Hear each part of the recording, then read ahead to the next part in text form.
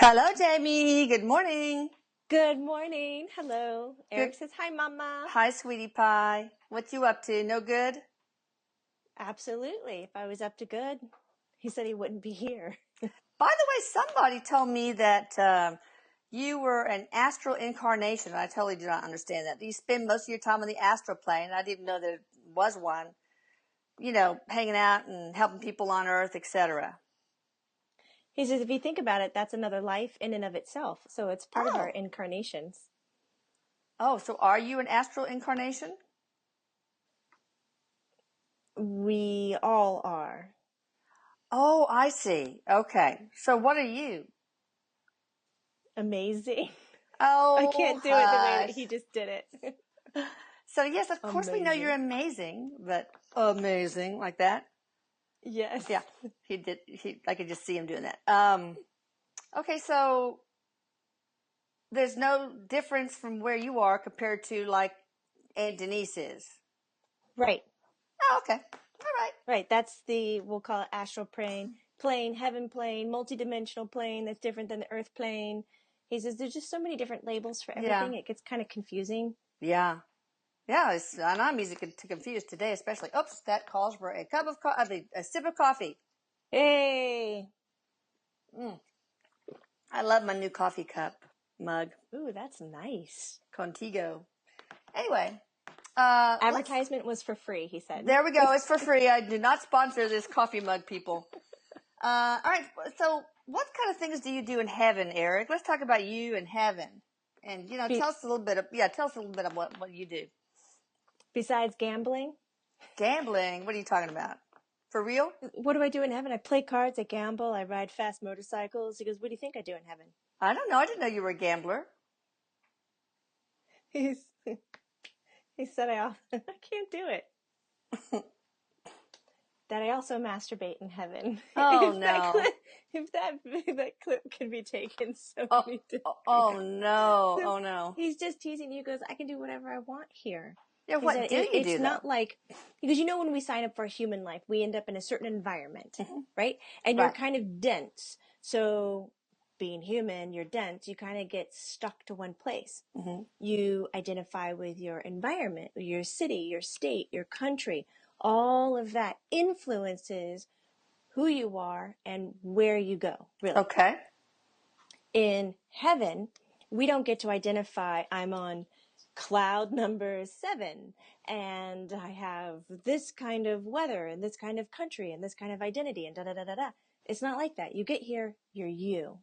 So what do I like to do? I like to ride fast motorcycles. I can make that happen for me. I like to travel. I like to help out people. I like to check the blog. I like to see who's looking at the blog. I like to haunt those people. I like to make it real for them.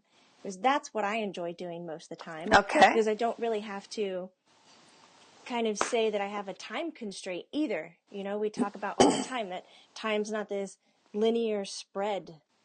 We kind of clump it and bump it all together. So what you think that you can do in an hour, you have this time limit and that time's up, ding, you can't do it anymore. I don't have that kind of constraint. So I can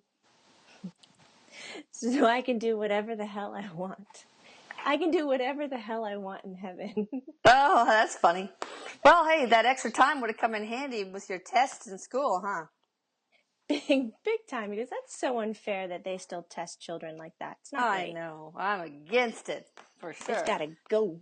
So tell me, what it looks like over there in heaven. I know you describe it a lot in the book. Pretty. Pretty. Well, can you go into more detail, please? He leans in like you do and he goes, yes, I can. He is starting off with the visual spectrum. Okay. And he's talking so fast, he has to back up. Hold on. Yes, we're starting with the visual spectrum. And he's saying, we already know that even camera technology, some of the things that we can get our own hands on, no matter where you are in the world, can see beyond our visual spectrum. Look at infrared and ultraviolet. And he says, and we already know that we have sounds that Mm-hmm. our ears can't perceive. Let's take the freaking dog whistle. Mm-hmm. He didn't say freaking, but you got the idea. Yes. Sorry. We can't hear that, but the dogs can. Mm-hmm. So there's so much out there, even on Earth, that our instruments as a human isn't perceiving. So imagine all of that opening up to you when you leave your body and get to heaven.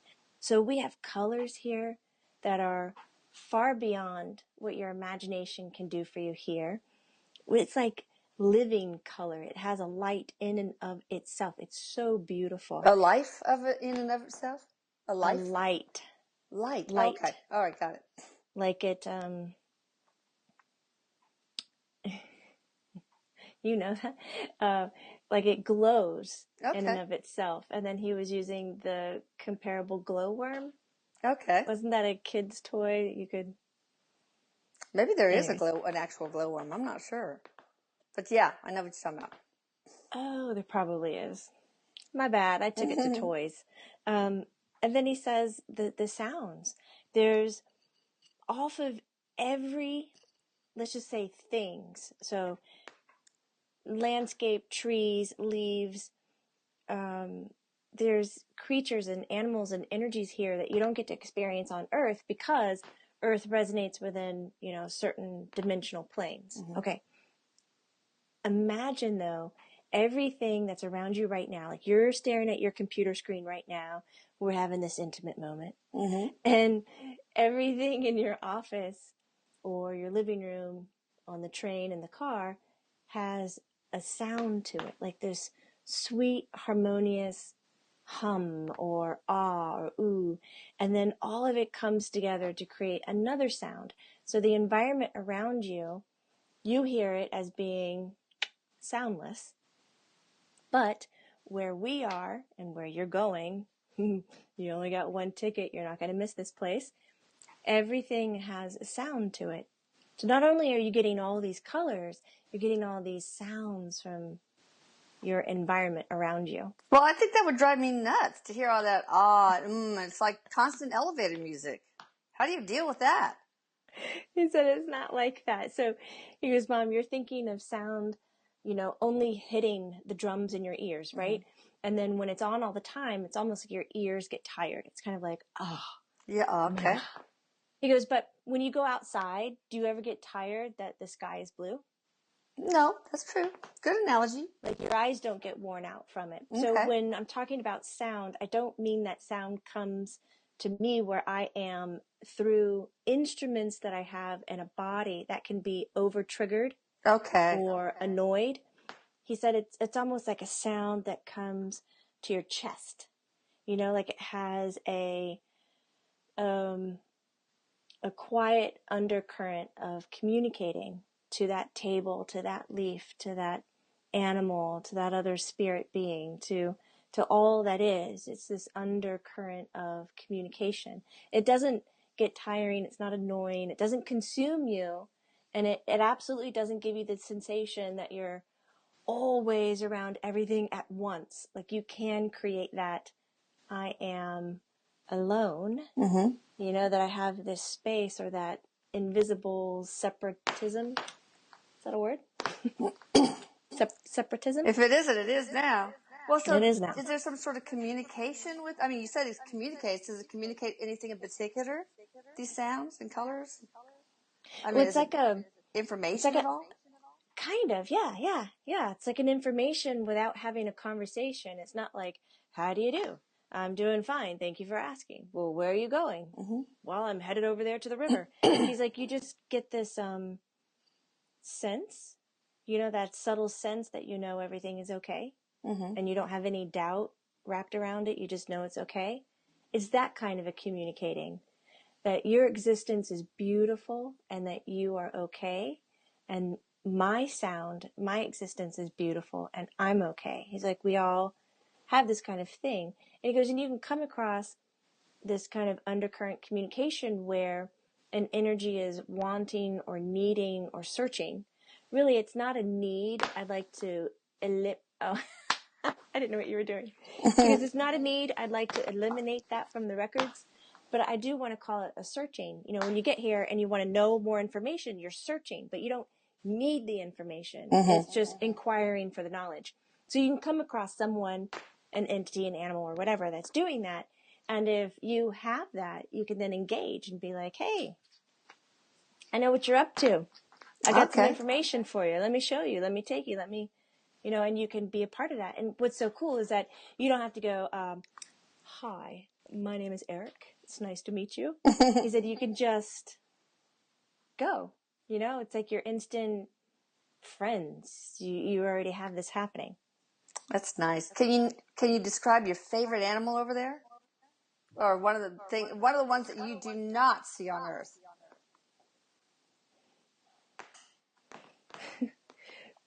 When you said your favorite animal, he started laughing. He said a Pikachu. Isn't that a Pokemon thing? Yes.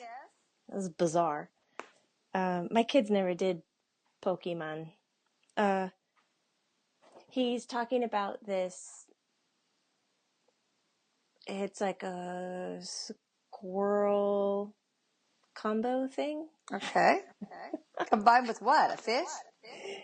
No. It's not like above water versus groundwater. He said it's a tree creature, but it's kind of like a cat squirrel. And he says, you know how bees do all the pollination here? Like it's really important to have the bees, to have the plants, the flowers. He said for this creature, it's like the same. It's like a collection of seeds and seedlings, and they stuff and hide them in other areas that then pollinates and grows special fruit of that season and so forth. He said it's kind of cool. So is that the size of your hand? The animal that he's talking about is about the size of your hand, 6 to 8 inches long. The ears are really pointy, and there is a fluffy tail like a squirrel, but the ears are more cat-like. The face is more cat-like, but the body is more like he goes tiny dog, and I was like, tiny dog, wouldn't that be like a cat too? Ugh, I don't want to have anything to do with that. We're having such trouble with cats marking all over all of a sudden. It smells like an old cat lady house now. So do creatures poop and pee over there? That's a good one. Or are they litter trained? He said, here you have to remember, Mom, we don't digest tangible foods. So we don't have the digestive system. We don't have to take pee breaks and shit on things. That's good. I'm getting so, I mean, my voice is feedbacking, but whatever. We'll just muddle through it. Oh, I can't hear it on this side. Okay, good. It's probably recording though. All right. What about a cool, like a bird or an insect or something?